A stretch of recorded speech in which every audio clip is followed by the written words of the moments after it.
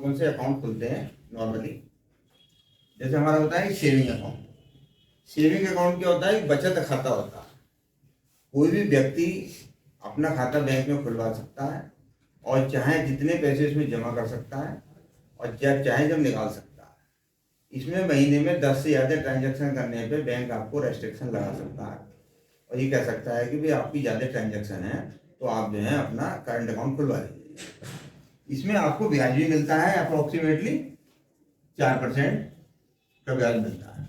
कुछ बैंक 4.5 भी देते हैं, कुछ 3.5 भी देते हैं, कुछ 3 भी देते हैं, ये डिपेंड ऑन बैंक करता है। इसमें जो ब्याज मिलता है आपको मिलता है ईयरली, मंथली नहीं मिलता। ये है हमारा करंट अकाउंट। करंट अकाउंट जो है व्यापारियों के लिए खोला जाता है जिसमें हम अनलिमिटेड ट्रांजैक्शन कर सकते हैं, कितनी बार भी पैसा जमा कर सकते हैं, कितनी बार भी पैसा निकाल सकते हैं। लेकिन बैंक क्या है, इसमें हमें ब्याज नहीं देता। क्यों ब्याज नहीं देता? क्योंकि इसमें ट्रांजैक्शन हमारी ज़्यादा होती हैं, इसलिए कोई हमें ब्याज इसमें नहीं मिलेगा। हाँ, इसमें जो है थोड़े से इंसिडेंटल चार्जेस लेता है।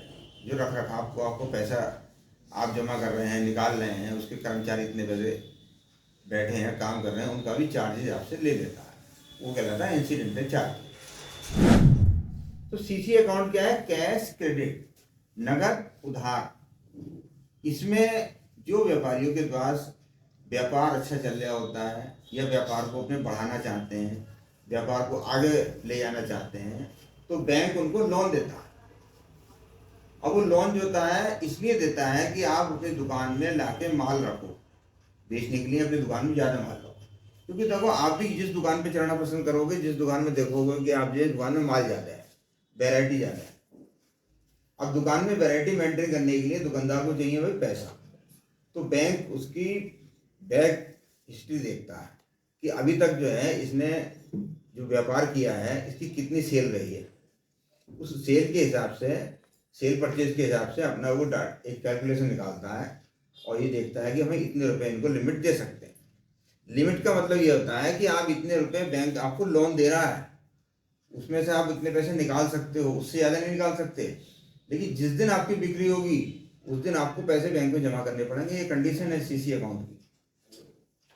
यानी आपके अगर 1 लाख रुपए निकाल लिया और आपकी 10,000 रुपये की बिक्री हुई तो 10,000 रुपये आपको खाते में जमा करने पड़ेंगे, तो ब्याज उस दिन आपको 90,000 रुपये देना पड़ेगा। आपने एक दिन 5 लाख रुपये निकाल लिए, लिमिट 5 लाख तक निकाल लिए और बिक्री हुई 50,000 रुपये की, तो उस दिन आपको 4.5 लाख रुपये ब्याज देना पड़ेगा। यानी जितना बैलेंस होगा उस पर ब्याज जाएगा। और लिमिट से ज़्यादा, मान लो लिमिट 10 लाख की है तो 10 लाख से ज़्यादा आप निकाल नहीं सकते। इस पे जो है बैंक कोई ब्याज हमें नहीं देता है, बल्कि ब्याज हमसे लेता है, क्योंकि बैंक हमें लोन दे रहा है। साथ में कुछ इंसिडेंटल चार्जेस भी होते हैं, वो भी बैंक हमसे चार्ज करता है। इसके साथ साथ हमें हर महीने एक स्टॉक स्टेटमेंट बना के देना होता है। अब स्टॉक स्टेटमेंट क्या है कि कितने का माल हमारी दुकान में है। मान लो आप स्टेशनरी की दुकान कर रहे हो तो कौन कौन सी बुक्स, कौन कौन सा आइटम कितने कितने लिस्ट बना के आपको बैंक को देनी पड़ेगी, उसकी वैल्यूएशन।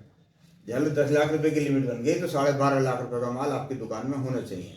यदि आपकी दुकान में 10 लाख रुपए का माल का स्टॉक स्टेटमेंट दे रहे हो आप, तो बैंक आपकी लिमिट 7.5 लाख रुपए कर देगा, घटा देगा। आपने अगर 5 लाख का स्टॉक में स्टेटमेंट दिया है तो उसका 75% आपको लिमिट कर देगा, घटा देगा। आपकी दुकान में अगर 1 लाख रुपए का माल है तो आपकी लिमिट 75,000 रुपये कर देगा। लेकिन फिर आपके माल ज़्यादा, दुकान में ज़्यादा माल हो गया, आपने उधार माल भेजा ग्राहकों को और ग्राहकों से पैसे आ गए और आप दोबारा माल लिया है, फिर आपकी लिमिट बढ़ा देगा। उसके लिए कुछ नहीं करना पड़ता है, ये एप्लीकेशन देनी पड़ती है, उससे हमारा काम हो जाता है। तो कैश क्रेडिट लिमिट का मतलब है नगद और उधार। इसमें हम जितना पैसा बैंक से निकालेंगे, जितनी हमारी बिक्री होगी वो हमें जमा जरूर करनी पड़ेगी। अगर आपने बिक्री जमा नहीं करी तो बैंक आपके लिमिट अकाउंट को क्लोज कर देगा, बंद कर देगा और आपसे कहेगा कि जितना पैसा आपने लिया है तुरंत इसे जमा कराइए। उसको चालू रखने के लिए हमारे को अकाउंट में ट्रांजैक्शन दिखाना जरूरी है। अब कुछ दुकानदार ऐसा करते हैं कि माल तो बेचते रहते हैं और व्यापारियों को भुगतान करते रहते हैं, बैंक में लेन देन करते ही नहीं, तो बैंक उनकी लिमिट को रोक देगा। इसे बोल देते हैं ओडी। ओडी जो है किसी भी संपत्ति को रख के बैंक हमें ओवरड्राफ्ट लिमिट बना देता है। ये बिल्कुल सीसी अकाउंट की तरह ही होती है। जैसे सीसी अकाउंट में आपकी दुकान में माल नहीं होगा ना, तो आपको स्टॉक स्टेटमेंट कम कर जाएगा तो लिमिट घटा देगा। ओडी अकाउंट में ऐसा नहीं है। ओडी अकाउंट में जो सीसी अकाउंट में जिन्होंने पैसा दिया है वो दुकान में रखे हुए माल के आधार पे दिया है। इसमें जो ओडी लिमिट दे रहा है ये किसी संपत्ति के आधार पे दे रहा है।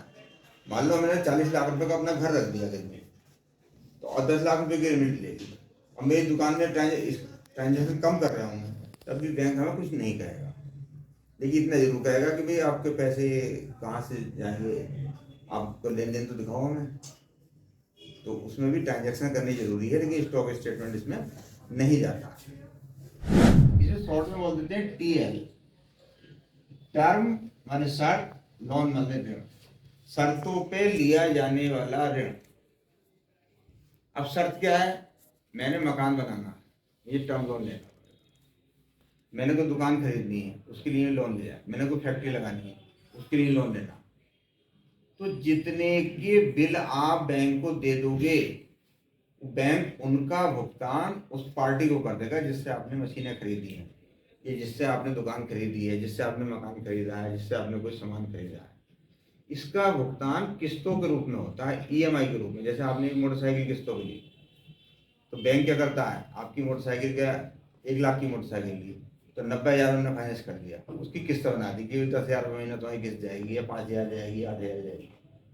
तो आप क्या होता है, उसमें किस्त देते रहते हो। हाँ, उसमें अगर किस्त आपकी लेट हो जाती है तो लेट की पेनल्टी भी देनी पड़ती है, लेट का लेट फीस देनी पड़ती है। जैसे आप हमारे यहाँ फीस जमा करने में लेट हो जाते हो, लेट फीस लगती है ना, ऐसी बैंक की इंस्टॉलमेंट अगर लेट हो जाएगी तो वो भी आपसे लेट फीस लेगा। उसे बोलते हैं पेनल इंटरेस्ट, यानी ब्याज पे मूल और ब्याज दोनों को मिला के उससे फिर ब्याज लगाएगा। तो ये जो है हमारी टर्म लोन है, इसका भुगतान हम किस्तों के रूप में करते हैं। साथ में एक टाइम लिमिट भी होती है। ऊपर वाले खाते में, इस खाते में लिमिट नहीं होती है। ये एक बार ले लिया तो जब तक आपका व्यापार चल रहा है चलती रहेगी लिमिट आपकी, पर हर साल रिन्यू करानी पड़ेगी। आप हर साल एक एप्लीकेशन देके, और बैंक की कुछ फॉर्मेलिटीज हैं, वो फॉर्मेलिटीज पूरी करके आपको उसे रिन्यू कराना पड़ेगा। इसको रिन्यू नहीं कराना पड़ता, एक बार ले लिया, 10 साल के लिए ले लिया, 10 साल तक बैंक की किस्त देते रहो आप, कोई टेंशन नहीं है। तो आपको टर्म लोन मैंने शर्तों पे 10 साल में भुगतान करना है, और महीने की इतनी किस्त जानी है, उस किस्त के इतने के आधार पे आपको हर महीने इतने की किस्त देनी है। चाहे तुम्हारा कोई काम हो ना हो, तुम्हारी दुकान में बिक्री हो ना हो, तुम्हारे पास पैसे हो ना हो, इससे मतलब नहीं है, बैंक के पास वो किस्त जाती रहनी चाहिए। अगर किस्त नहीं जाएगी तो बैंक आपकी रिकवरी निकाल देगा, जो आपकी संपत्ति है उसको आपको प्रूफ कर देगा, आपका खाता एनपीए हो जाएगा। एनपीए का मतलब जानते हो, नॉन परफॉर्मेंस एसेट्स, यानी ऐसी संपत्तियां जिस पर बैंक को कोई लाभ नहीं हो रहा है, परफॉर्मेंस नहीं मिल रही है, लोग उसका भुगतान नहीं कर रहे हैं। जो बैंक से लोगों ने लोन लिया है तो उसका जो भुगतान नहीं कर रहे, तो एनपी हो जाता है। एनपी होने के बाद बैंक आपको एक रिकवरी निकाल देता है। रिकवरी का मतलब ये है वसूली, वसूली की तहसील का कर्मचारी आएगा, आपसे पैसे वसूल करके बैंक में जमा कराएगा। तहसील वाला भी 10% लेगा।